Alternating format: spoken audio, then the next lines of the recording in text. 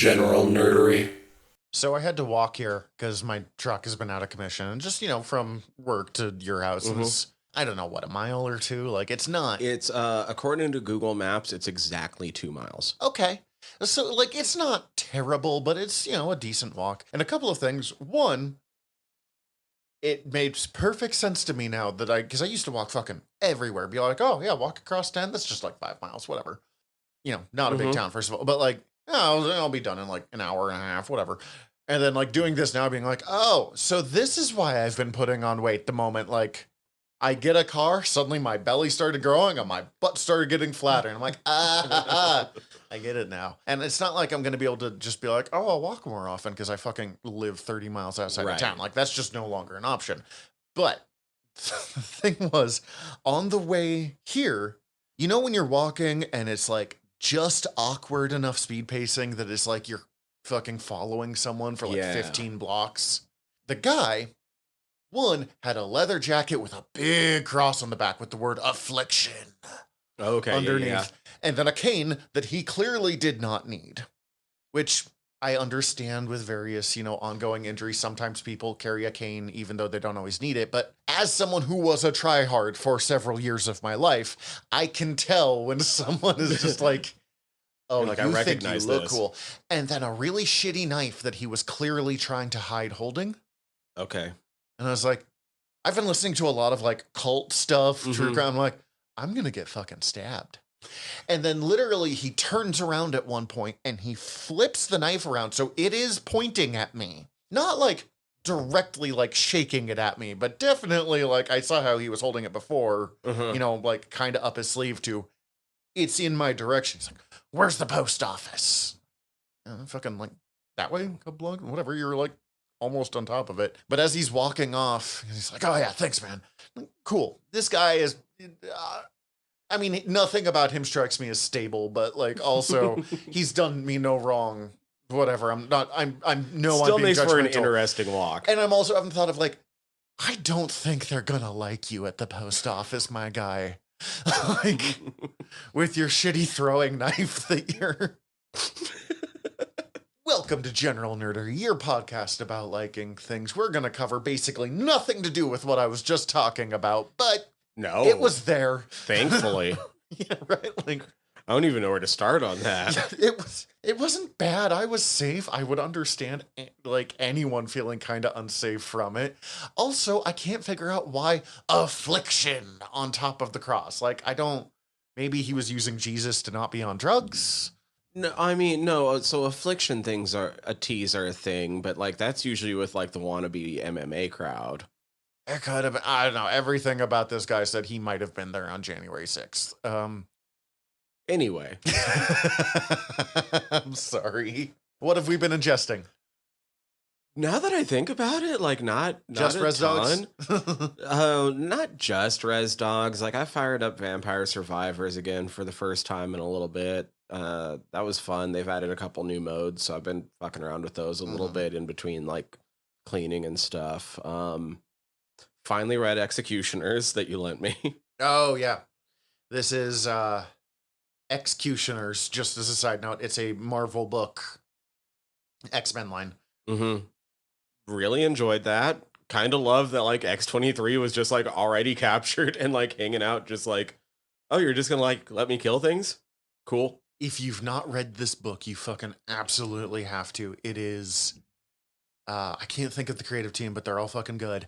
And it is all of Marvel's light-based mutants. So it's Dazzler, Boom Boom, and Jubilee teaming up with X-23 to be like horny and violent and kill vampires. Yeah. No, that's pretty accurate. It's a little bit wilder than just that even, but like that's my don't need to summary. go into it. I was a little bit bummed out that they brought in Magic at the end because it just made me wish that she was there the entire time. It would have been great. They were kind of angling for a follow-up series, and there were a few points where they dropped some like Jubilee talking to Wolverine being like, if this team goes anywhere, we could. But I don't think that many people bought it because one, it's the only Marvel book I can think of in a long time that directly had a like mature warning. I think on the front cover of the issues. Like, they were very clear of like, do not buy this for your children. Right. This is... They did it pretty humorously, but like the warning is there in the front of every one of the books. It's pretty funny. I mean, this has Jubilee and X-23 yelling at the person who kidnapped them that he's a pee boy that likes to watch people pee. Yes. Or the kind of plot line of this story is that they're explaining to the Quiet Council of Krakoa what happened, but they keep getting distracted and test Professor X's patience at one point because they stopped the like story of why they shouldn't be in trouble to talk about how nice Dazzler's ass is looking these days. Like, right. Had a lot of fun with that. At the same time, finally, after missing it for our episodes, read the JLA Earth 2, Grant Morrison. It's Grant Morrison and Frank Whiteley. Like, you're just... Yeah. I mean, it was good. I think I like some of the other stuff we covered in that run, that Morrison run that we did better. But the reason I think, because that's the one that tends to be like, oh, this is the shit, this is the one you need to read, is because it's so easy to put it in front of someone and it's, what, 4 issues, 5 issues, and you're done. Mm-hmm. It is a nice, digestible, extremely well done bit. While the Grant Morrison run, as we've discussed, is one like 30-something issues with various people jumping in and doing some like guest writing and letting them get some time filled in. And the art is a little more all over the place, while Quietly is, well, not everyone's cup of tea, reliably solid and consistent. And you don't have to be like, why is Superman blue with lightning powers right now? Yeah. Like, wait, did they just say Wonder Woman's dead? I see her right over there. Yeah, none of that. Yeah, it's definitely a lot more digestible. It's actually pretty easy to follow for how weird of a story it is. Mm-hmm. It's an extremely well-crafted miniseries that brings in a really interesting dynamic on the crime syndicate. So I also just always like seeing Owlman. Yeah. And it's where it first introduces the good Owlman costume for the first time in Owlman's history. Mm-hmm. Owlman has had some of the worst costumes in all of comic books. Also, no, this one's solid though. That said, Justice League Crisis on Two Earths, the animated adaptation, I almost like more, and that's fucking rare to say. Especially when James Woods is on that cast. Oh, that's right. He makes a great fucking Owlman. As much as I have nothing good to say about James Woods, he plays a evil Batman nihilist really well. I was about to say, there's not many good things to say about James Woods, except for some of his performances that he's turned in. His voice acting tends to be pretty solid. In his Hades? I honestly don't think I've seen that movie since it was in theaters, and I still remember. Oh yeah, it's Hades just out of this world. It's just, and then there's him trying to make Rudy Giuliani sexy in the made-for-TV Rudy movie. But so the man has range, just not always range you want. Oh god. Yeah, and then other than that, it's been Reservation Dogs. Not much. Oh, I did start finally reading with the intent to actually finish Immortal Hulk. You mentioned that. Yeah, I'm going to get on that soon. I think I've got a vacation coming up where we're driving to Portland, and I think the books I'm going to bring are Immortal Hulk and some Moon Knight that I need to get through. Killer. Yeah, it's going to be so fucking good. Yeah, that sounds like it's going to be a great time. Let's see. I started a bunch of books that I've not finished. Okay. That just there's this DC run that Josh Williamson did with Infinite Frontier through Justice League Incarnate through Crisis or Dark Crisis on Infinite Earths that are all pretty good. It's big event stuff that I don't usually go for, but I've really been enjoying Josh Williamson, so giving it a shot. He did that Robin series I lent you, that Damian Wayne one that's basically Mortal Kombat. Oh, okay, yeah, gotcha. Yeah, that was fun. He's doing a Green Arrow series right now that's supposed to be fucking killer, and based off how he did Connor Hawke in that Robin series, I'm really looking forward to it. So, I'm just having... But it's also event comics, and my attention span for event comics is not great anymore. They just sort of blur after a while. slowly rereading through some of the TMNT comic series. We read some of it, the Tom Waltz one. Right. Continues to be fucking great. Right now it's doing the Ultramon, the Krang stuff, who is my least favorite Ninja Turtles villain.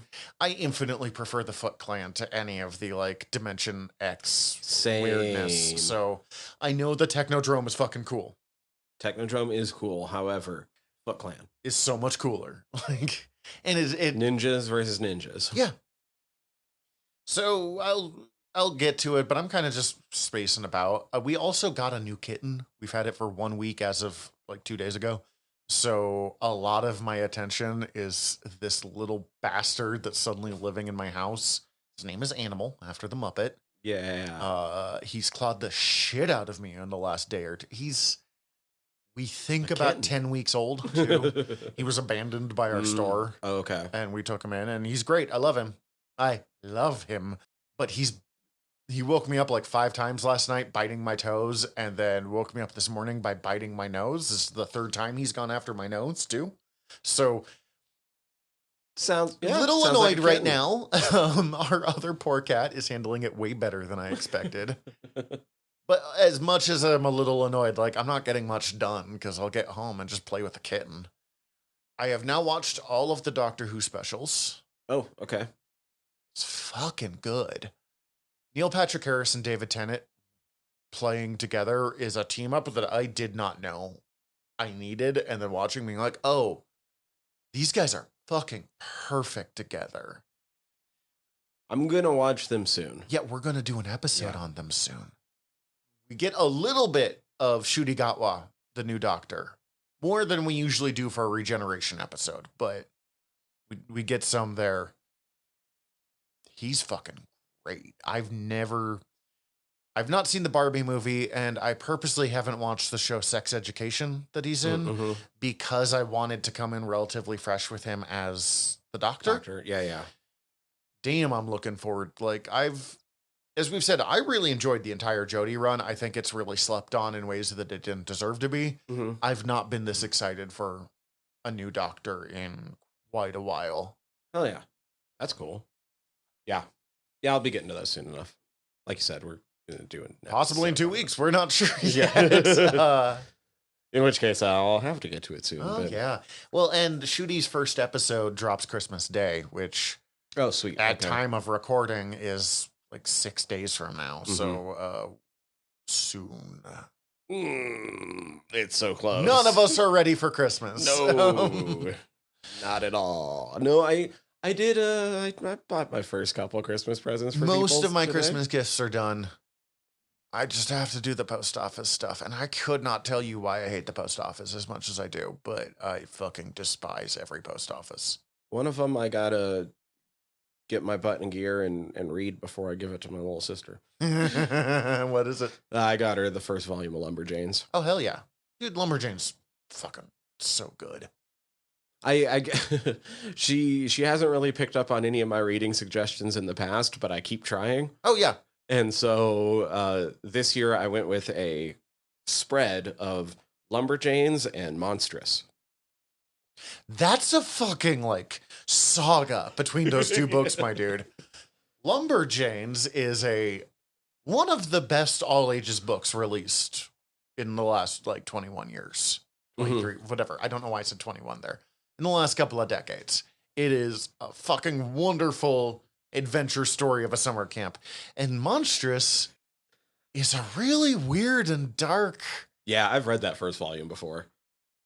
I'm going to say anime inspired, but like when you usually say anime inspired, it's like kind of the art, and this is Art Deco inspired art wise. There's some definite anime touch in the art stuff, but yeah, the Art Deco anime, as opposed to when I usually say anime inspired, it sounds like I'm talking about Street Fighter. Nothing wrong with that. It's just a very different, yes, yes, dark, mean at times.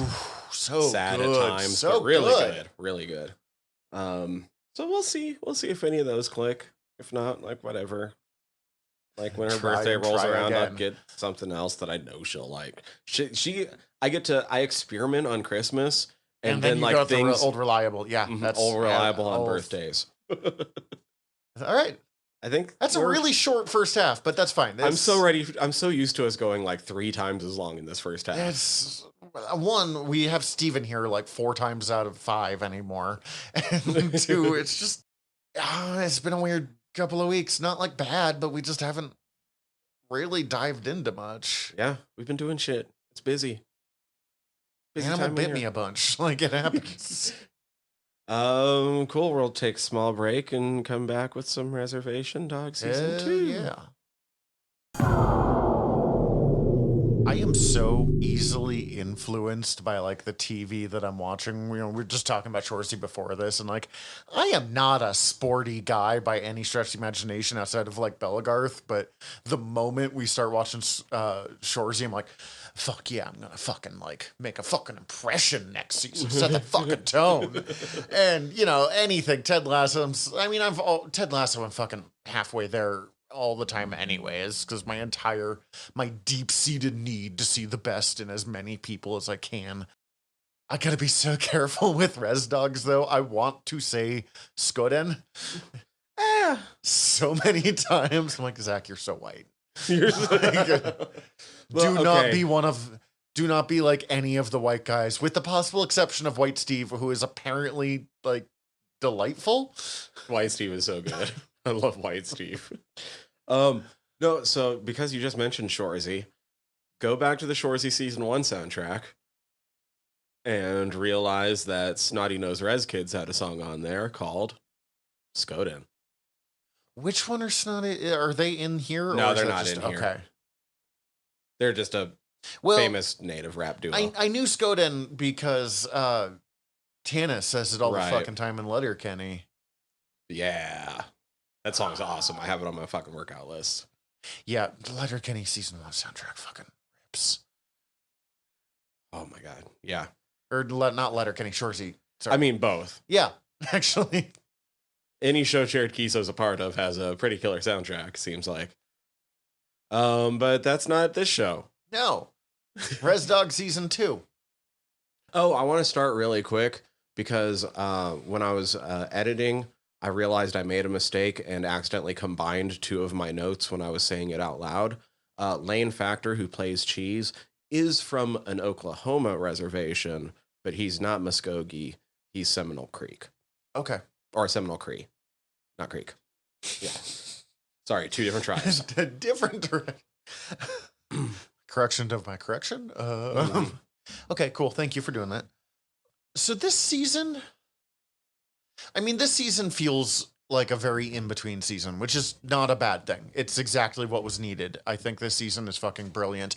I didn't have any point that was quite as hard-hitting for me as, you know, like, for example, the hunting episode from the first season or the fucking Daniel episode from the first season. But in fairness, especially the Daniel episode is just designed to kick you in the head, so I don't mean that as a negative. And in several ways, I think I like this season better.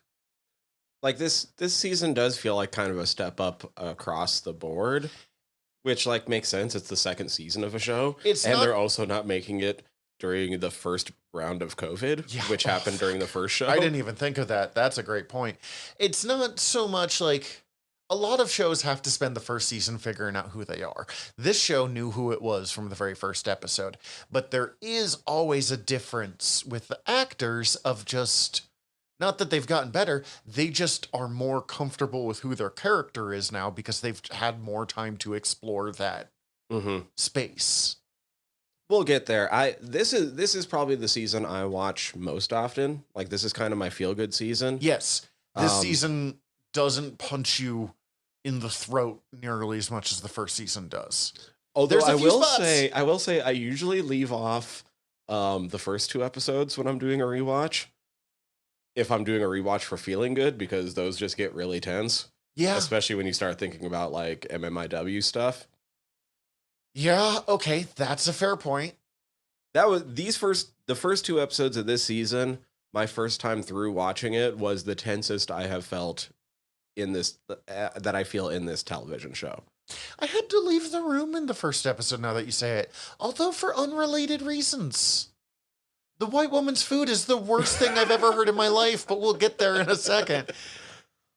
I'm still mad. Like, I'm viscerally angry about it. That's hilarious. I love that they fucking circle about in the last one. You have really specific fears, Alora. Like, obviously, she has not talked about that experience. Oh, so good. How do we want to do this? Where were we at? We didn't really go episode by episode last time. Last time we went more with the characters, but I think, I don't know, it might be better to go episode by episode with this one a little, at least loosely. At least loosely. Because this is kind of, as we said, it's kind of the in-between. It's more like where people are at and setting up for where they're going. I mean, I think. And I know a little bit about what happens in season 3, but... And this season is the one that really starts to, like, really shift some focus to the elders as well. Yeah, I mean, there's 2 episodes of this season, and there's not a bunch of episodes in the season where the kids barely appear. And it's fine? And it's fine. My favorite one is Big's episode. Oh my God. The one I fucking texted you about. It's so good. But at the beginning of this, it is mostly, I will say it bugged the shit out of me, and I mentioned this to you. I really wanted the team together more, and I understand from a storytelling perspective why they're not, and like how they couldn't just drop everyone in the same room again. It wouldn't have worked. It would have felt unearned. And this show is very committed to like kind of earning everything that it puts you through.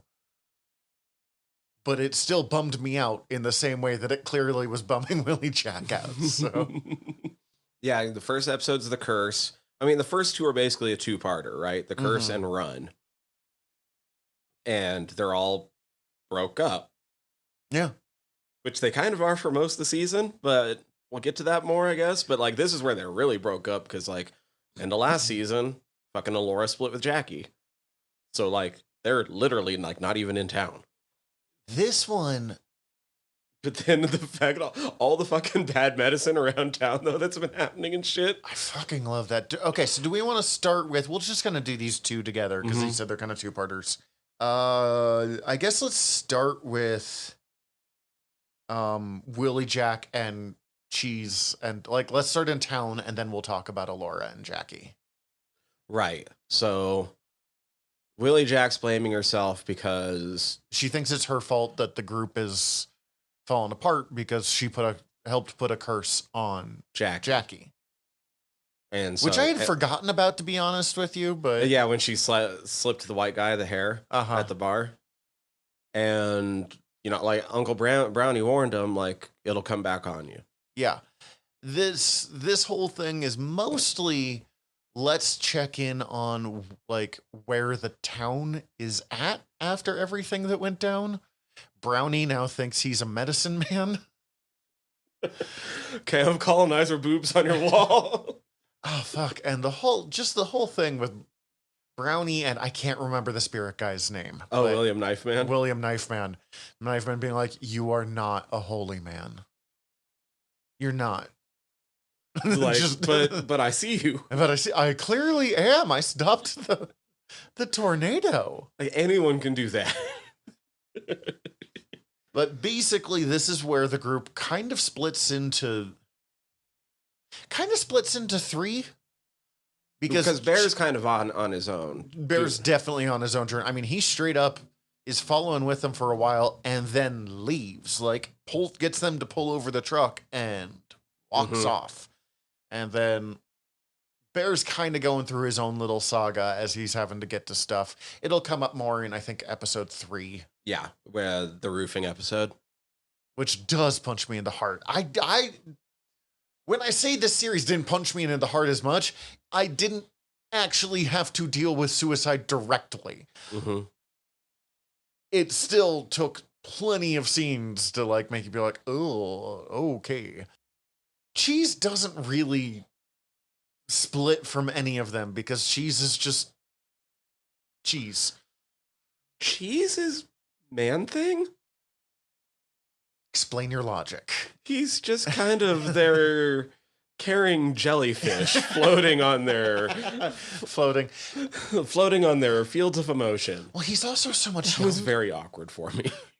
He's so much younger than Yeah. the rest of them, and that really does start to like sit in because they're all 17, 18, and he's 15. Yeah, 14, 15. So that really makes you go, oh, okay. But yeah, Willie Jack recruits. She first tries with Uncle Brownie, who might have been my favorite character in the show until the big episode, but then we'll get to that. To break the curse, but he refuses. So they go to Bucky, who we've seen before, but hasn't been a significant character so far.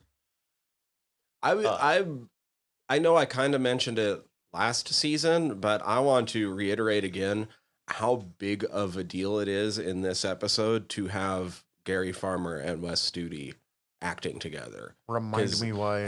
Because those two are like, if you saw a movie with a native in it from like the 80s through the 90s, it was one of those two. Okay, cool. Like they were two of the three actors holding down representation for like 25, 30 years. Damn. And they had only been in one or two other scenes with each other prior to this. That's really impressive and really sad at the same, like, really impressive for them, really indicative of the problems of Hollywood at the same time. Now, this is minor spoiler. They get somebody in the third season to show up in a scene with these two that is basically the equivalent of like getting the Avengers together. Hell yeah. I had to stop myself from just starting season 3 because I was like, no, we're purposely doing this in a way that I don't know what's going next. I mean, I kind of know just by looking up stuff for the season, and they kind of like, it's so easy to be like, oh, read a sentence too far. But like these two being in you're like, that's Wes Studi and Gary Farmer. That's so good. It's Magua and Arnold Joseph. Like, they both fucking kill it. That one of the funniest scenes in the season. But anyways, after they get Bucky, Uncle Brownie is not willing to trust Bucky to be the one to get rid of the curse. Mm-hmm. And these elders have lived very complicated lives. We find out, and it's such an interesting way of like, they tell us a lot about the backstory of these characters without having a whole lot of preamble. Just as these two characters interact, we suddenly realize there's so much shit that we didn't see before this, or that we don't like that explain why the town is.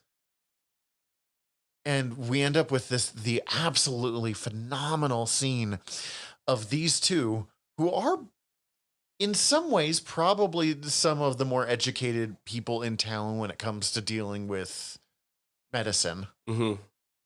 Yeah, various spiritual matters, really. Realizing that they have absolutely no idea how to do this ceremony and are using this ceremony to kind of work through like 30-year-old grudges with one another. Like, it's such a well-acted scene because on one hand, they are honestly trying to do a good job for these kids and get rid of this curse. On the other hand, they don't know what they're doing. They don't know what they're doing. On the other hand, they have a 30-year-old grudge and they're trying to one-up each other because of shit that happened long before Willie Jack or Cheese were born. On the other hand, they're using all of this to get over their bullshit. Was Bucky the one that was making the copper sculptures? Yes. Okay, that's where he was the one that was missing his string theory book, which we find that Kenny Boy had. And then the guy at the home was reading one too. Okay. Kenny Boy's fascinating this season, but that's not important. I told you Kenny Boy gets better. But just that whole scene, and poor Willie Jack and Cheese, because Willie Jack desperately cares about getting rid of this curse and Cheese is just a good boy who's here to help people.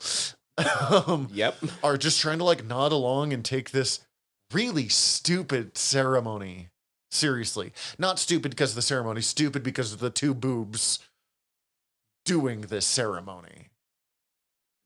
And Tom Petty. And Tom, yeah. All right, we have to sing an old song, and they start singing fucking Free Fallin'. Yeah. It's not that old. It's only like 30 years. And then they put, because like part of it is they put the hair that was part of the bad juju into the river to send it floating down, and it immediately goes into one of like the estuaries and gets banked. It doesn't go fucking anywhere. But like the intention kind of like this season is a lot more the spirits are real, while the previous season was a little more up in the air up until Knifeman Yeah, William Knifeman appears to Uncle Brownie as well, and so they're like, oh shit, that's not just Bear has a concussion. Mm-hmm. But this season's a lot more direct on like the spirits are fucking real. But like, it's also not like you're missing out on something if you don't interact with the spirits. No, like you can still get there as just part, being a human. It's just part of life. Mm-hmm. But like, it seems like intent matters a lot on that. So the fact that they were legitimately trying, even if they're doofuses. Shit, I know the song better than that. With a bit of like, oh, tell them that thanks to their effort, this has worked. But you have to communicate with your friends and share your feelings. Knifeman is trying so hard to get these fucking assholes to just talk to each other for 10 goddamn minutes. Mm-hmm. Like I was listening to this thing about the Biggie and Tupac feud. And a lot of people who knew both of them were like, man, if we could have put them in the same VIP section at a club for like half an hour, all of this would have been over. Dude, completely. Like, I was watching an interview with Redman the other day, and somebody asked him, like, what's the difference between, like, when you were coming up in the rap game in the 90s and, like, now? And he immediately was like, well, they can talk with each other now. Like, social medias and all this other stuff, like, sometimes, like, it gets annoying that, like, people focus on it that much, but we didn't have that back in the day. Like, if we had beef with each other, we didn't have a chance to hash it out in any form.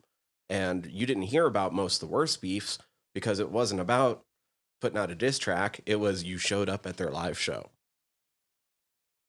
I could see how that would get weird with some of the borderline gang stuff. But my point is, like, if Allura and Bear would have fucking talked to each other and actually talked, not one person yelled at the other person, and I get why it happened. So much of this shit could have just been wrapped up. But I also understand there's a bunch of traumas and deeper things going on. But, you know, Uncle Brownie's like, hey, this worked, but you guys got to stop being shit asses, is such a good... Minor spoiler. I'm going to leave it really vague, but this episode really brings up something that they hammer home in the next season about some of the problems that the elders have had. Mostly of not talking to Mostly each of other. not talking, and Cheese plays a big part of that episode. God, I love Cheese. Cece's favorite is Willie Jack. My favorite is Cheese. And I fucking adore Willie Jack. My favorite's Willie Jack. Willie Jack is the most interesting character. I am just always a sucker for the cupcake. And honestly, the Cheese episode is so fascinating. But we'll get there. Bear in these first couple episodes is kind of just there to break away from the other two. Bear is at a crossroads right now. Allura calling him out on a lot of the shit that she called him out on last season of like, hey, I'm doing all the fucking work here, really does like affect him. And then Mose and Miko, like, hey, what happened to the leader? Like, and the second in command, like, yeah, Bear thought, and the way that the first episode is set up, like, it's really Bear kind is framed as the leader. And then it does not take long to really find out that he's not, even though he kind of thinks he is. And as the oldest male in probably the most, the most conventionally attractive male. In the show? Probably the most conventionally attractive person in the show of the like cast, you expect him to be the like main guy in charge, and then he's not. Right. He's a huge part of the show, but it's But he's mostly just off talking to the spirit with the hard nips. Yeah, Bear will get some great stuff going forward.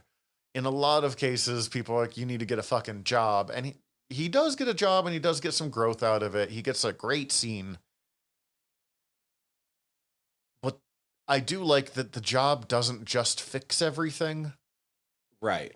Like, it'd be so easy to be like, oh, he's got a job, he's doing shit now. But no, because the job helps him do shit, but it doesn't solve the problems.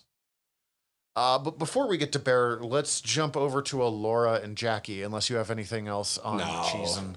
No, I'm just Laura and Jackie, that whole thing. Even knowing how it turns out when I do my rewatches, it makes me tense up a little bit, because there's so many parts of their journey where it could have went so wrong. Well, Laura's what, 17? Yeah, I think she's supposed to be the oldest of the group, so she might have already turned 18, actually. Okay, but like, at best, this is the first year that she's not a minor. Mm-hmm. And these two girls going off in a piece of shit car across America, because Oklahoma, you said, to Oklahoma, California, that's a drive. One thing I found interesting was how much I could like feel and smell and almost taste some of those like super native themed rest stops. Oh, right. Because we have a lot of those around here. Because those are the rest stops I've been going in my entire life. Yeah. Like that one, the place that they go into that has the Native American fortune teller voiced by William Knifeman. Yeah. Dallas Goldtooth, who wrote these first two episodes. I thought that was, makes me think of, what is it, the 99,000 silver dollar bar? Mm-hmm. The $50,000. $50,000 silver dollar bar. I graduated with the heir to the Lincoln fortune. The Lincoln fortune? The Lincolns are the family that own that, and like most of that half of the county. Yeah, no, I know they come from money, but like, it's such a weird... Okay, so if you're not from around here, the 50,000 silver dollar bar is a kitschy rest stop with a restaurant and a bar that is at like the halfway point between Missoula and Spokane, Washington. The last really good rest stop before you start heading up the pass has pretty much every tourist trap native-y bullshit will be at this place.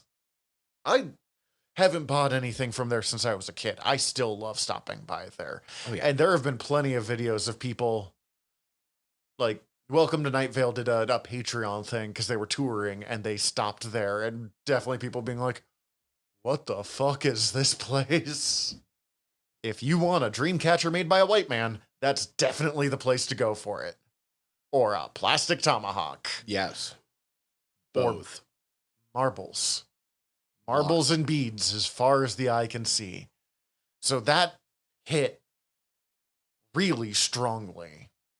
But this one, I mean, part of what's so stressful, especially the first time you watch it, like, I never thought Jackie, well, really quickly didn't think Jackie was as, like, I don't want to use the term evil, but bad as she's portrayed in those first episodes or two, where she's being directly adversarial and beating the shit out of Bear. Like, right. Well, in these first episodes with Willie, Jack, and Cheese, we find out that the rest of the Indian Mafia don't really give a shit when Jackie's not around. No, they're straight up like, Jackie hurt our feelings by leaving, so now we're doing fucking lucha libre stuff on the roof, and we find out that White Steve fucking kind of kicks ass. Like, White Steve is so great. He's just White Steve is the Indian Mafia's Cheese. We kind of got that in the last episode where he does a little bit of his rap. Rap was, oh my god, I love it so much. He's just a dude. He's just a guy. Yeah, and he's going to end up being their generation's Kenny Boy. Oh no. Just Don't hopefully do without the meth, White meth. Steve. Don't do meth. Don't do meth. But anyways, like, because you've been geared for that whole first season to not really trust Jackie, even though she's not like the straight up villain that she's initially portrayed as. And I kept like, at first, part of you keeps waiting for the like turnaround.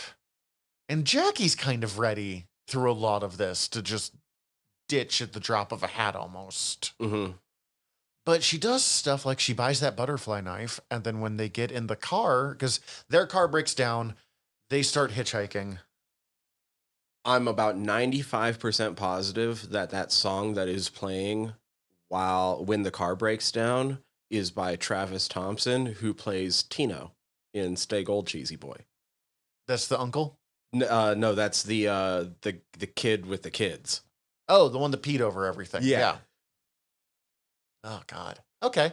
Yeah, he's a rapper. He's not too bad. I listened to him this week. He was pretty good. Native hip hop is a like scene that I didn't know existed until just recently, and it's pretty solid. Yeah, I dig his stuff. I dig some Snotty Nose Rez Kids, some Dreezus. But their car breaks down. They start hitchhiking. They get picked up by a weirdo white guy.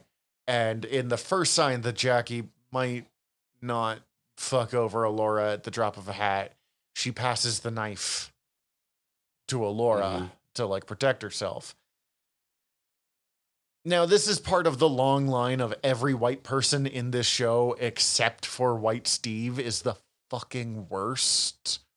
We'll get to Kenny Boy, but like even Kenny Boy's pretty terrible. Right. But he just ends up with so much more depth than you thought he was going to have. Just to borrow the line from later on, he's not a good person, but he's trying. Kind of. So I can't decide if that guy is like the guy that picks them up is actually a serial killer. And I kind of like that they play it that way, that it's kind of ambiguous, but he was setting off enough red flags that like, get the fuck out of there. Yes. And I agree with them. But like, is he a serial killer? Like, and I've been listening to true crime fucking nonstop for like a year and a half now. So I just listened to the fucking episodes on Randy Kraft, who was one of the highway serial killers, just like picking people up and murdering them today. Mm-hmm. So I was like, oh shit. Yeah. Okay. This dude's got some Kraft vibes. I feel like there's smaller bits all over the show that they do it, even to an extent in the first season when they're dealing with Daniel's death. But the show is very good at going up to a point where you understand. Mm-hmm. Like the audience understands what they're getting at, and then so you don't have to go any further. Everyone knows what you're talking about. Yeah. Which comes up even more in a extremely heavy-hitting episode in the third season. They do an extremely good job of that same thing where it's not about... They don't frame the suffering. They frame everything up to where you understand what's happening, and then this is where the actual story is. Well, this show does it so good. This show is one of the best shows I've ever seen in my life. Yeah. And I knew it was going to be. Like, this was not one that you had to fucking fight me on watching. It just took the right place, right time to sit down to it. And holy fuck, I'm glad I have. This is probably my best show of 2023. I know it didn't come out in 2023, but fuck it. Yeah. Parts of it did. We'll get to those. Just curious. Is he a serial killer? No idea. All right, doesn't matter. Yeah, that's fair. If he's not, I do feel real bad for him. I know that cause he pulls off on another road and like is sketchy as shit, being like, oh, we gotta go get gas up here. Like, you know how teenage boys are. He's fucking, I kind of think he's just a weirdo. I'm leaning towards not, because I really think that he's a very closeted Christian gay man. Mm. And a lot of times that if you are a gay serial killer, you are probably killing men. And if you are a straight serial killer, you're probably killing women. I give you Dahmer and Bundy as examples. Right. I don't know what it is. Something about serial killers. You're kind of killing the person that you want to fuck because you're getting a sexual thrill out of it. Not going to go farther into true crime here because it's a little dark for our show. So like, sketchy as he is, he gave me...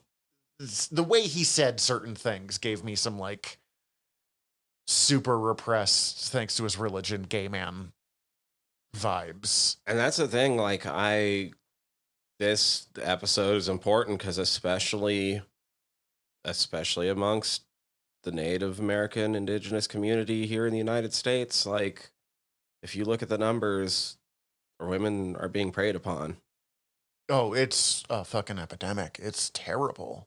Like, that's the real heavy. We don't need to go into the numbers. I didn't look them up, but like, that's the reason why, like, they highlighted that kind of in this episode. Like, this is something even more, like, it's There's fucking three scary different out there to be a woman anyway. But like, when you take a look at these numbers, like, these Yeah. Native girls, It's disgusting. hmm And I mean, we see 3 different ways that they could fucking have gone terribly wrong just in this episode, and each one's stressful in a different way.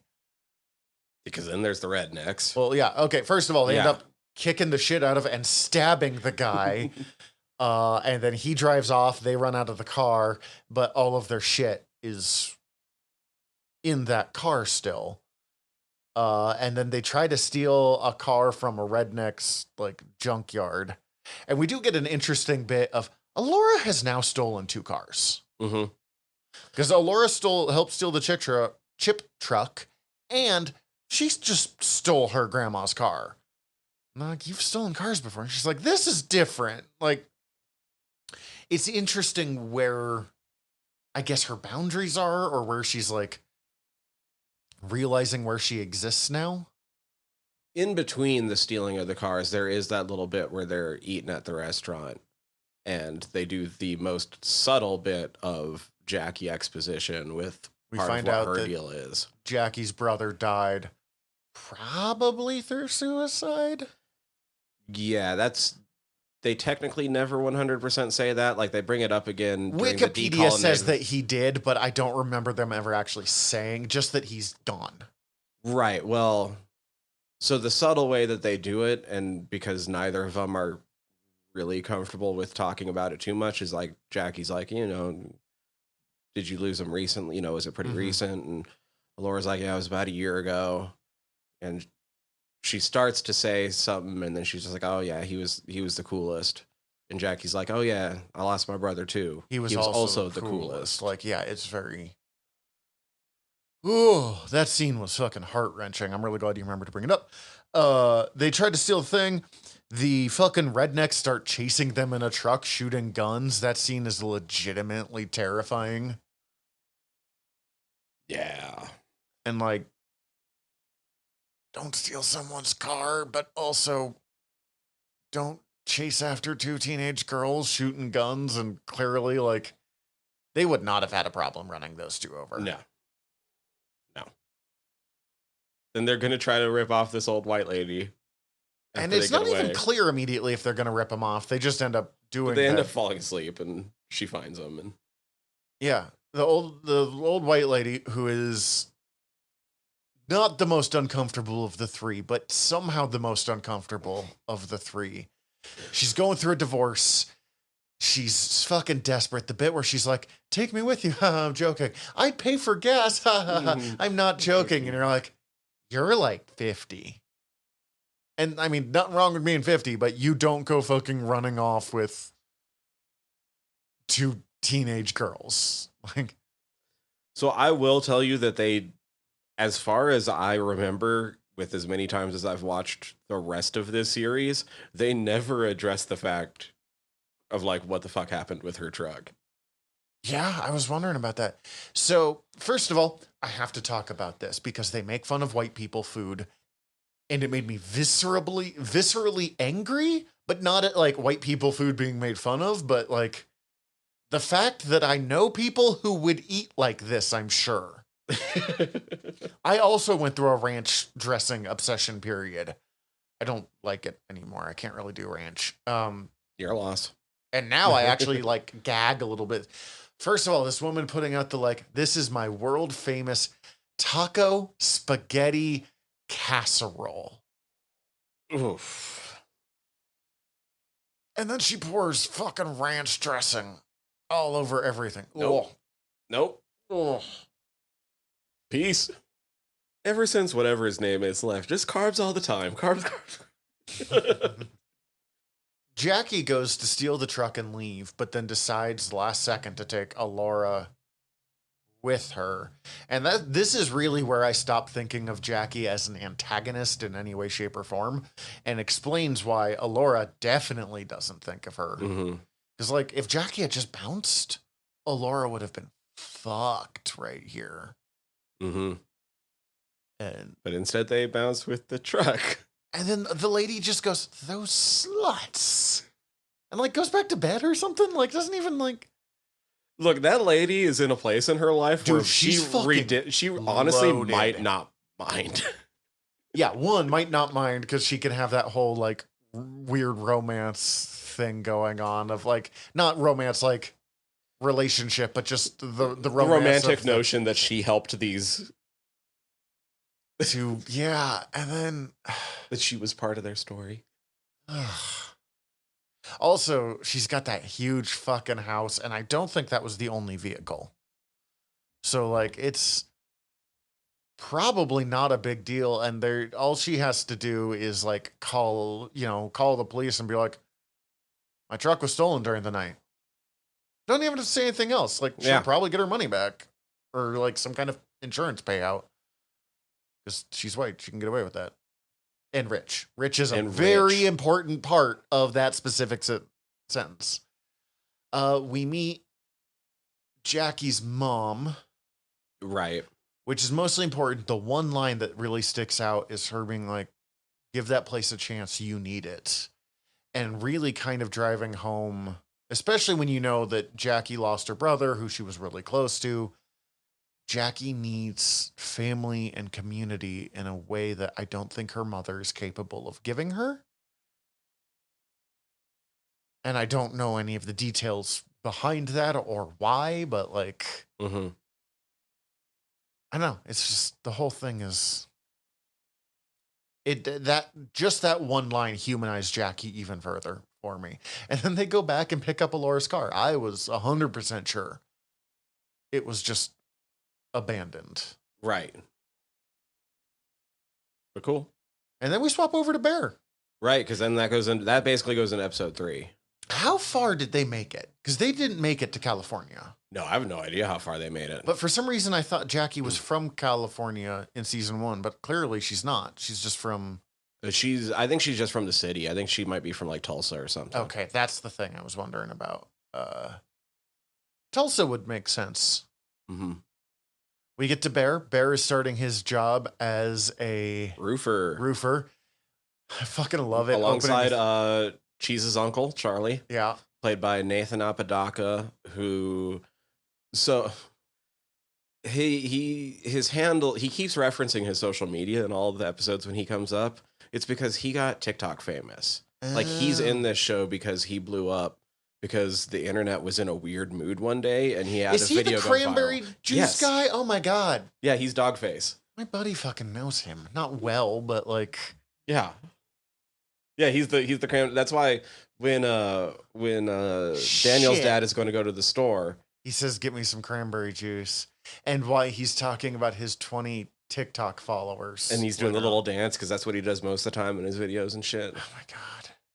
That is a fun video of him skateboarding and drinking cranberry juice on the way to work. Right, while listening to Dreams. Yeah. Dreams is fucking fantastic. It's a great song.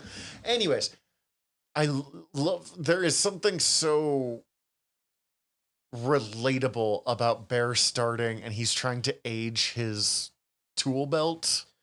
Dude, I related to this episode. I remember going... one of my first jobs was I worked at a lumber yard. And I've never done construction. I've never done any. I mean, and it wasn't a tool belt, but the thing was for me that it reminded me of was no one else at the lumber yard wore gloves. So I wasn't going to be the only one wearing gloves. I had to be like them. So I got really, really fucking good at pulling slivers out of all my fucking fingers. Ugh.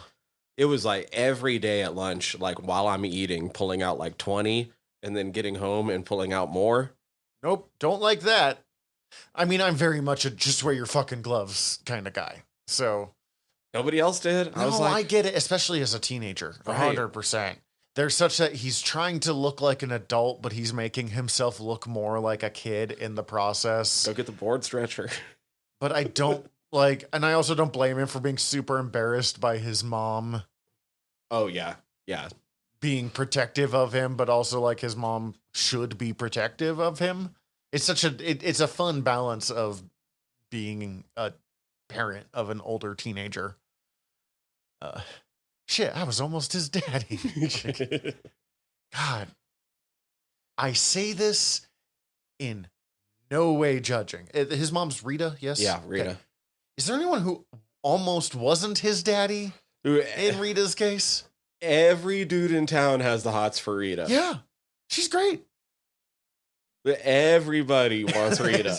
It's just funny. Like Bobby Lee wants Rita so bad. I am in no way trying to shame the character of Rita. Whatever, girl. Live your best life. Just damn, like she cannot escape this. And anytime she tries to like find a good guy, it's always immediately falls apart. Or just doesn't happen for whatever reason. We'll get to that. I felt bad for that. Oh, yeah. But this is weird because not much fucking happens in this episode. If you were to describe it without like going into the emotional depths, Bear gets a job and he spends the day on a roof loosely learning how to be a roofer. That's it. Yeah. But it has a tense moment with Daniel's dad. And then a really great moment with Daniel's dad. Like, he does so much to humanize the parents. Because before, all we ever had of Daniel's parents was them screaming at each other. Oh, yeah. You don't even see them. Yeah. They're just outside. Yeah. It's just screams. And you're like, oh, it's a bad house. They must be bad people. Not necessarily. They're just... They're people. Shit happens. And we really can't emphasize enough how much the reservations were kind of built to make life difficult for natives. But as we discussed in the last one, it's also one of the only places where they can really have any semblance of their culture at the same time. So it's a fucking rough balance. Because, I mean, there's fucking nothing. It's abject poverty and a lot of booze, which we will talk about next episode. I have a thought on that one. But there's a couple of things in this episode I really like, though. Oh, this is a great episode. There's the bit with William Knifeman in the porta potties. Which... that motherfucker is always talking to Daniel when one of their other one is taking a piss. Yeah, he always picks the worst time. Or not Daniel, Bear. Bear's daddy stuff is really coming to the surface here. But also I like his talking about like why we mourn and why we grieve. And because yeah. Because he brings up two parts of it, and there's the spiritual side, especially because he's a spirit talking about it, and it's like that way, you know, our loved ones can see that it's time to go on and time to move, and they're like, we're fine, that we're safe, and that they can do this.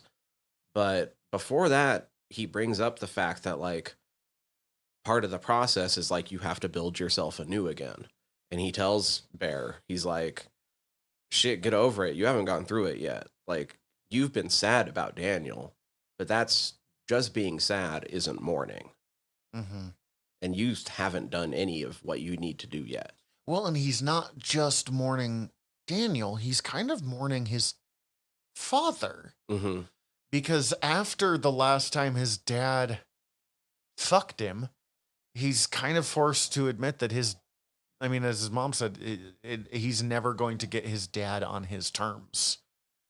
And he's coming to the realization of like, he spent so long idolizing his dad in weird ways, and now he's not doing that anymore. And the anger he's feeling to his dad is coming out. And so the moment there's anyone with any kind of fatherly behavior towards him, even if it's the, you know, two kind of dumbass roofers telling him to hit the hammer or hit the nail with a hammer.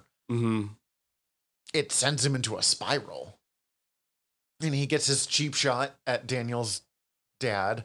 And it was a fucking, I mean, I understand where his anger comes from, but it was a fucking cheap. Yeah. It's like, oof, okay. You got to work with this dude, man. Like,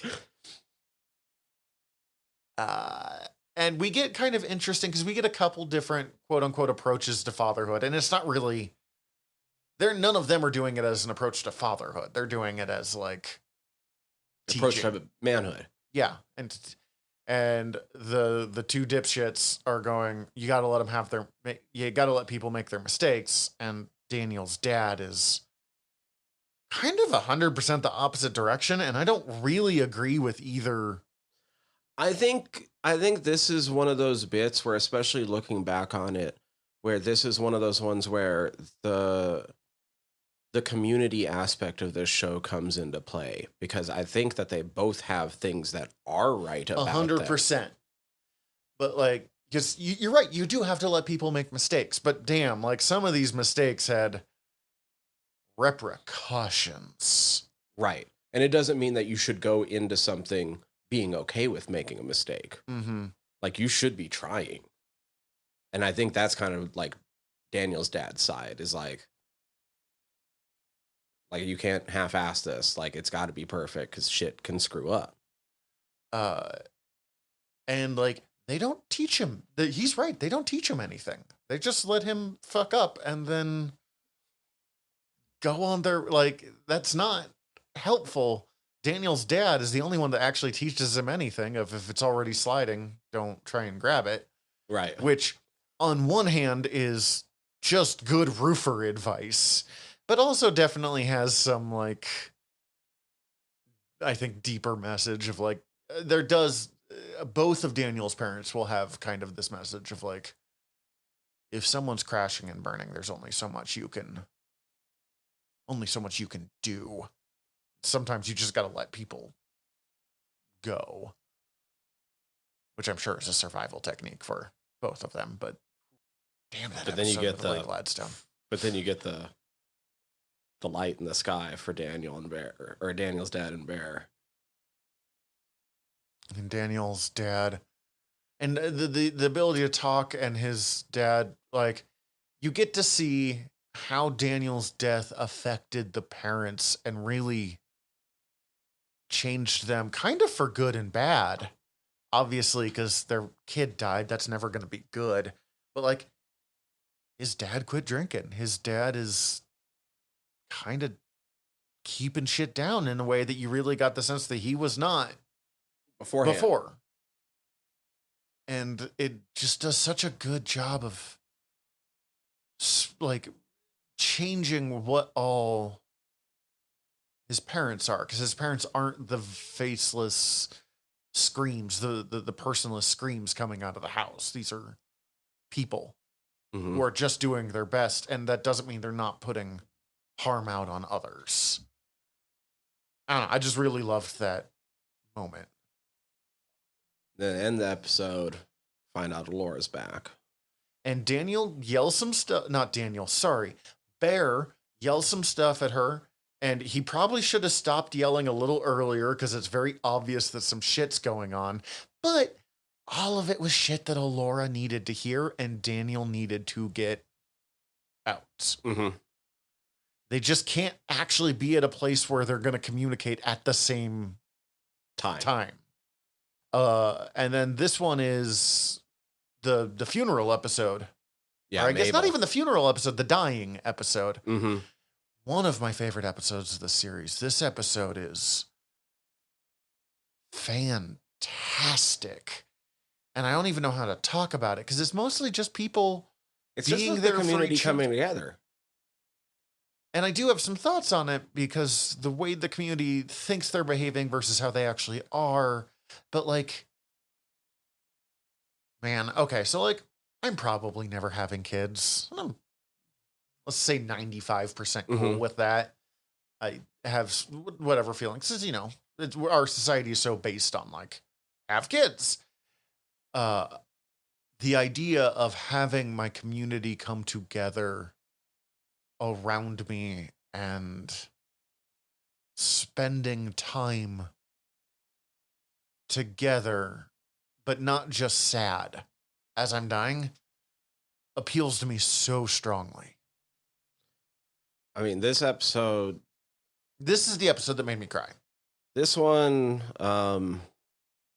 it wasn't at all the same, because it wasn't so much like coming together while it was happening and all that, with some of the different ceremony involved that was shown in this episode. But it does remind me a lot of, I brought it up once before on our Coco episode, how one of my favorite memories with my family was my grandfather's funeral.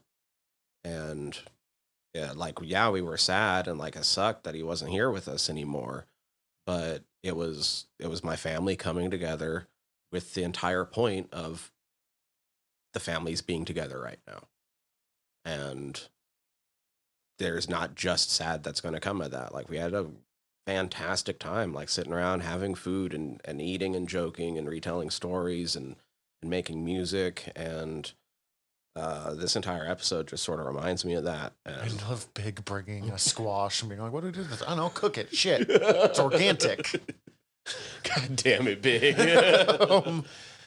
But yeah, I think there's kind of a couple of approaches on this one. One, this is the one where the kids start to realize that the elders are all people and all had lives before. Yeah, Haj them. dog. And realizing, like, there's something about, realizing your parents were full-fledged people, had lives before you, kind of thing. And like, there's knowing that, and then there's understanding that. Mm-hmm. And this is where the kids are kind of starting to do it, especially Alora. But we learned so much. In a weird way, this episode's about Cookie, Alora's mom, more than anyone else, even though Mabel's dying. Mabel's dying, and we learn a lot about Mabel, and they made me care about Mabel, who had one sentence before this. And she was kind of a bitch in it. Like, but the stuff, it's interesting how much everyone's story from before Cookie died was about drinking. Every single story they told was about being hungover, vomiting from being hungover, drinking, how many beers Willie Jack's dad could take in a single go. Every single story. And then we know that Cookie died in a drunk driving accident. And you're like, oh shit, that puts so many pieces together of why this community is the way it is. But the part that stuck out to me most was like, so this whole community has come together for this passing, this goodbye. And Teeny, who isn't in the res anymore and has come into town for this and was best friends, cousins, something like that with... Oh, right, because Teeny she was really close with Cookie. Mm-hmm. The way that the people talk to each other, it's a little unclear always what the line always is. I mean, the way they'll be like, it was good to see you, cousin, granddaughter. Right, sister. So Cookie, I think Cookie would have just been a friend of Teeny. Yeah, because they were fucking tight. Teeny and Rita are sisters. Okay. That's the part that I did. And they're also like real life sisters. Oh, that's cool. Yeah. And Teeny is feeling so many emotions seeing Alora and not necessarily expecting emotions back, but like there's some bits where honestly I think she was expecting things to be a bit heavier for Alora that isn't, because Alora doesn't have these. Alora was just a little kid when Cookie died. But the bit is, I think it's Rita who's like, what are we doing here? And Rita's the one that's fucking been there for Alora more than anybody else, except for maybe Mabel, who wasn't there for Alora in different ways that she needed. She was like physically there for Alora. But Teeny goes, we're here for Alora. And I think all of them honestly believe that, but they're fucking not. Right. Because we were talking been about alone this whole a little season. bit. Yeah.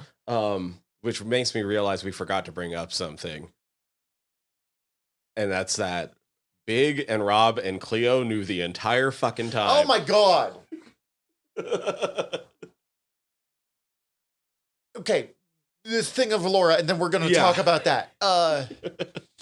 Laura this whole time has been desperately alone and unable to talk to people, and like part of it is her own trauma and her own sadness from Daniel and not being able to talk about being the person who found him, which is the most horrific thing that can kind of really happen in a lot of ways. But part of the reason she can't talk about it is because she's never had anyone there who she can talk to about this shit, because everyone who sees her gets fucking sad about her mom dying. And she can't even talk about her mom dying because none of them will, because they get sad about it. It's that bit in the first season where she asks Uncle Brownie, like, can you tell me about my mom? And he's like, no. And not because I don't want to, because I don't want to cry in front of you. And that's like really sweet, and you can kind of get it. But also, fucking man up. Laura needs this. Fuck you. Once again, we're going to get more on the elders and their hang-ups. Oh my god, I'm so excited. That's what I'm looking forward to most. But, okay, that we have to go back to Rob and Cleo. That scene is incredible. It's so fucking good. So it's part of Bear going around looking for jobs. Rewatch the first season knowing that Big knows the entire time. It's so fucking wild. It's really obvious immediately. Like, I immediately had a couple scenes pop up where you're like, yeah. Yeah, you guys are not good at this. But Bear is hanging out at Rob and Cleo's eating catfish and talking to Rob and Cleo. And he tries to get a job. And I'm like, fuck, no. Well, the amount that Cheese has stolen over the years, you owe us. Which is so fucking funny. Just right. Because that. And don't think we didn't notice all the stakes. I love that scene from the first episode of Cheese. If you're going to steal, it's okay. But you got to tell us so I can write it off. Like, is so. Oh my God. Like, and in a lot of ways, like, it shows that this community really is looking after them. They're just not doing it in a way that fucking lets the kids know in a way that will actually be helpful for them. So, okay. Now that we have that out of the way, we got to bounce back. No, because we do need a little bit of the bit where the driver sits down. Oh my God. Yeah, okay, you're right. And is talking to them. It's like, insurance covered that, and I got to keep my job and my foot. And like, that scene was like funny and heart-wrenching in the bit, but like so obviously so like weird and over the top of like that car theft happened a day ago, but he lost his wife and his foot from the diabetes from because she left him with only a bag of sugar. Like, I remember listening to that scene and being like, what the fuck? But sure, fine. I almost thought it was like Bear, like unreliable narrator Bear, just his guilt. Well, because he had that bit with him talking right in his ear. Yeah, exactly. But no, it just turns out that dude is the world's worst actor. He might have actually been talking in Bear's ear. Like, yeah. Don't know. And then it turns out, one, they didn't turn him in because the last thing you need is more kids sent to jail and having their lives ruined, which fucking great. And two, they fucking uploaded it to Facebook and it fucking been sharing it with each other. And then fucking the meth head. Kenny Boy. Kenny Boy being like, you guys are the best thieves in town. ... It's a pretty small town. That whole sentence changes when you know that, like, they've been sending this to everyone. So I'm sure they were like, Kenny Boy. Like, oh, yeah, it's so fucking good. Okay. Gotta go back to Laura. That's just one of the most important scenes of the season. I think the other thing important, the other kind of important teeny revelation and sort of how it ties into everything is we're starting this episode in a lot of ways is a turning point, because you see, as you say, like you see the kids notice these things about the elders. You get a lot of explanation, a lot of backstory. And like even some of the dumb riffs start to go away because like Jackie's being brought in. Like they're still not liking it, but like she's falling asleep on Bear's shoulder and like she's being taught how to be made fried bread. Yeah. But something to note is that we get part of the backstory we get is that basically after Cookie died, Teeny just took off. Mm-hmm. And we're getting this healing process because everybody's coming back together. And we already talked about in the first season that the kids were doing it wrong. And so now that things are starting to be done right, now the community's coming back together. And shit's getting done. It's also I starting. love how much it's also Big starting. desperately wants to marry Teeny still. So good, right? Dude. Fucking Big is spitting game. Yeah, no, he was doing real good there. But also, I love that quiet moment with Jackie and Cheese. With Jackie after that, like, you don't like me, do you? Which is such a like poking for a fight. She's done nothing to make these people like them, like her. Like she's like, well, other than Laura. Supposed to. Yeah, I'm not supposed to, but like, you know. And basically Cheese being like, yeah, you've been a fucking shithead to us, but like that's not all who you are. And, you know, it doesn't have to be like this forever. Mm-hmm. And then like you're here for Alora, so obviously you're not just the boogeyman. And like, I'm only here because my aunt made me. No, you're not.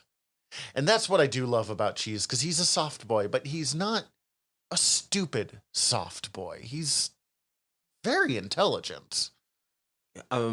He's Caramon. Caramon? Dragonlance.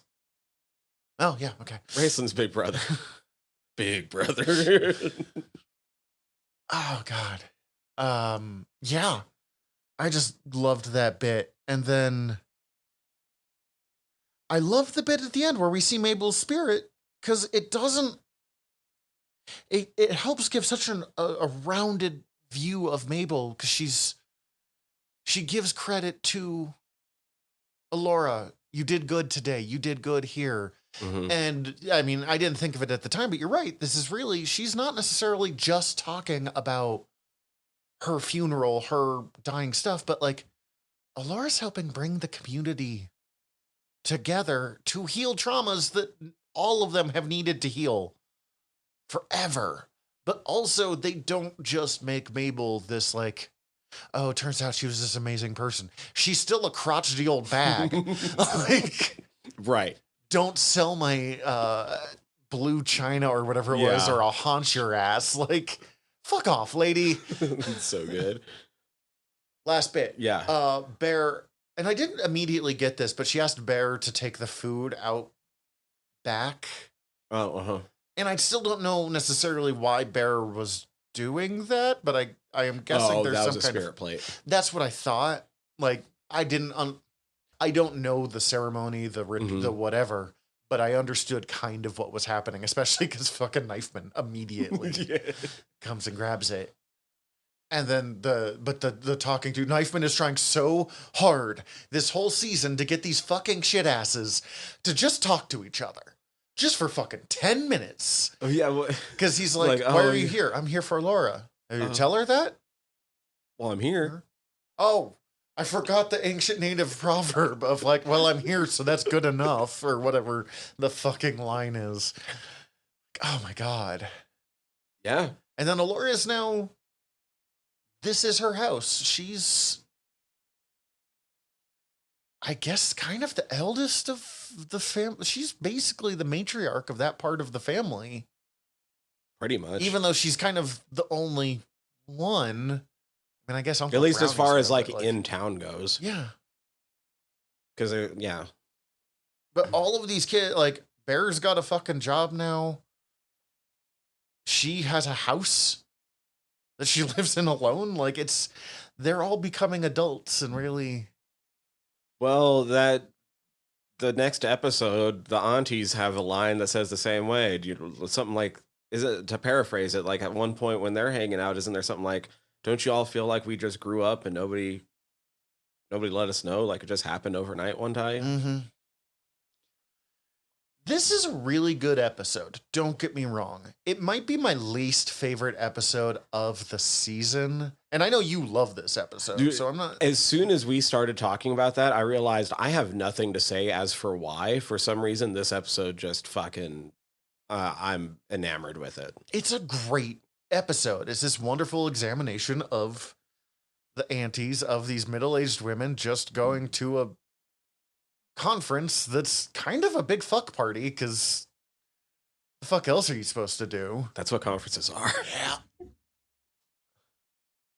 Except for poor And Dr. What's his name, who Yeah. is the Asian guy. Oh, Dr. Kang? Fucking Bobby Lee, he snagged. Did he? Yeah. Okay. That's when at the very end when he's coming out to the elevator. I don't remember. I must... Oh shit. Like, because they're all gonna leave the conference, right? And the aunties are all already waiting in the elevator. And they're all looking fucking hungover as balls. And he comes running down the hall and motions for them to hold. And he's just in, like, he's got hickeys all over, like a giant fucking scratch down like one of his pecs. I watched this during dinner, so it's really easy if I get up to, like... And he's grab wearing it. her underwear. That's whatever he grabbed to get out. And that's all he's in is like her fucking panties. Oh, shit. And he's got the fucking, the fucking lanyard, whatever. Yeah, the lanyard, which is their kills. Yeah, I think it says Dora on it. Oh, Jesus Christ. Which I think was the waitress. Ooh. Oh, good for him. Yeah. The big woman, Jackie's aunt, who I do not Bev. like. Bev. Janice Schmeating. Actress does a great job. Mhm. She's just not making a super likable person who ends up with the guy that can impregnate you with a stare. Oh, yeah. Eyes down, ladies. Seminoles can impregnate you with a stare. And then the other auntie whose name I never got because she's just kind of the fourth one of the group. Natalie. Is she connected to any of the kids? No, she mentions that she has kids, but we don't know who they are. Ends up with two guys because she didn't want to pick between them, so fuck it, go for it. Really, I think the important part of this is the bits we get of Teeny and Rita, and like how good it is that Rita has this community, but also how hard it is. You're right, she went from a shit-ass kid to a full-ass adult, and there was no in-between, there was no slide. She had Bear, she's a adult now. Mhm. Although I did laugh really hard at, Bear's about your age, or the age you were when you had him. You're a really good teen mom. Why would you say this to me? Well, I think he's going to be a really good teen dad. Why would you say this? Like, That's so fucking good. Ooh, just the dance. The dance. they get fucking high as balls, and I have taken it. You have given me too much weed on accident, and suddenly I got too fucked up. And they think they're doing the great fucking dance, and it turns out they're just... And it's their childhood dance from the very beginning of the episode. Oh my God. And so really, like, Cookie should have been in the front, but She's ain't mm-hmm. there. No, you're right. There is nothing bad about this episode. It's a really good episode. I think, and it's a great examination of that kind of middle generation of the people, because we have the res dogs. We have that middle generation of like their parents. And then we have Mabel, Uncle Brownie, Bucky kind of generation, the grandma generation. And it's a good examination of them and of who Rita is, and a little bit on Teeny, which is fascinating, and kind of the balance of like... With them getting through their shit, because like they have that bit where everyone's like, well, Teeny, you got out, like you get to choose what you want to do. And she's like, my biggest regret is getting out. I don't have community. Yeah, that's really what it is. You can get out of the res, and all of the reasons to get out of the res, which are real reasons. And not just the res. Any rural community, if you get the fuck out, I 100% get it. But you are sacrificing a lot of community and family and everything you grew up around. And I'm not saying that's good or bad. It just is the price you pay. Mm-hmm. But it doesn't... My problem with this episode and why I don't like it as much is because it doesn't grow the whole community as much. Although I do love that both her and Bear are pretending to have Oh my God. boring, quiet nights. Dude, the bear one was really impressive. Getting the entire party just to like... just be super chill. I love that fucking Cheese is playing like, I couldn't tell if it was an N64 or a GameCube, but that was not a modern Oh, yeah. controller. Oh, I do want to point out the guy that Reed is trying to snag is Tatanka Means. He is the son of legendary activist and actor Russell Means, who you would know as the voice of Chief Powhatan in Pocahontas. Another movie I haven't seen since it was in theaters. These white men are dangerous. Okay. Dude, this is maybe my... If I need to feel good, this is the episode I put on. I fucking love decolonization to the point where I couldn't hold back, and I made it the name of our last episode. Did you? It was too perfect for when we were putting it out on Thanksgiving. No, that's great. I love it. What I think what I love about this episode, so real quick, the basis of this episode is that the IHS is holding a seminar get together for all of the youth, trying to connect them to their culture. It's the Native American Reclamation and Decolonization Symposium Youth Summit. Nards. And that kind of shit matters. Connecting kids to their culture 100% is important. But I also respect that they bring up how fucking stupid these things always are, too. Anytime that we're going to bring in a fucking, especially an influencer. Oh my God. Any of that kind of bullshit, like... So that was, Miss Matriarch is Amber Midthunder from Prey. Okay, I knew I recognized her, but I didn't know necessarily where. It's such a balance with these kind of things. Like any kind of like community organization bringing in these kids and the fucking... Dude, you're doing it for the Sonics. 100%. Oh, yeah. Every time. But also there are moments where these kids are getting stuff out of it. Like it is a weird balance between this is fucking stupid and like there is value here. Oh my God. Miss Matriarch and Augusto Firekeeper. I crack up every fucking time. The land acknowledgement, Dinosaur Oyate, almost and shit the myself. Dinosaurs and the... Oh my fucking God. I almost shit myself when she said Dinosaur Oyate. Fucking Augusto, like, normally I wouldn't say this about myself, but others have said it about me, so I will say it. But I'm a young elder. Oh my God. Fuck you, dude. But like, you know, Bear and Laura have moments of actual communication. They could fucking get through their shit if they could fucking talk to each other. The fucking bit where Willie Jack is using the, like, sending cheese while blindfolded through the... to get the scucks? And then she says him to buy her a soda, an energy drink, whatever the fuck that shit is. It's organic. It's organic, yes. It's made out of energy. So fucking funny. Willie Jack is on fire in this episode, even where she's wrong and a shithead. White Steve's best memory of getting jumped into the Indian Mafia. Oh, White Steve just wants to be part of a community so bad. And who was it? Bone Thug Dog? That was all like, I just like pain. Relaxes me. From a storyline perspective, I think the biggest bit here is when, I mean, we find out that Jackie's favorite memory is her brother teaching her to ride the bike, and Willie Jack makes a jackass comment about it. But like, I understand they're fucking getting ready to go down. She doesn't know. Right. Willie Jack didn't have that moment with Jackie like Cheese did last episode. Yeah. Like, Willie Jack is the one that has been most insulated from the fact that Jackie is actually a human. And Willie Jack is so fiercely protective of her friends that her answer is, let's fucking... All right, if we're going to go, let's fucking go. But she's also not inhuman. She totally feels bad once she realizes the extent of what it was that she said. The moment she finds out Jackie's human, you can watch everything about her shift. And I like that Jackie doesn't just forgive her right away this episode. Yeah.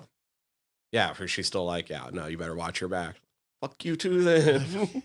I know cheese is my favorite, but God, fucking Willie Jack is so good. Laura and Bear are both boring compared to Willie Jack, and they're fascinating characters. We did get Jackie and Bear winning the potato dance. Doing the potato, yeah. I love that Bear is forced to like realize that him and Jackie kind of work really well together in their own, not just, you know.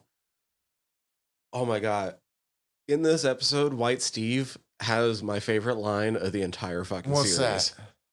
It's during the potato dance, and it's like him and fucking Willie Jack are getting low, and he starts fucking it up, and she's like, hey, stay on rhythm. He goes, what even is rhythm? They make so many jokes at the expense of white people that we really need, and that one's almost lazy, but, you know. What even is... I missed it like the first like 5 times I watched that episode because it goes so quickly. Well, and also, in fairness, like, he kind of has a point. They just tell him stay on rhythm without any, like, here's how to roll through this shit. Like, stay on rhythm is not helpful advice by itself. What even is rhythm? Just the fact that it's White Steve. The fact that Cece and I were explaining this show to someone. We were explaining how it's like almost entirely native cast crew. Yeah. And she's like, well, not everyone. I went, well, you know, White Steve, and the person just fucking died. I was like, yeah, okay. See, now you understand. White Steve. His car caught on fire. He's not allowed to be my favorite character.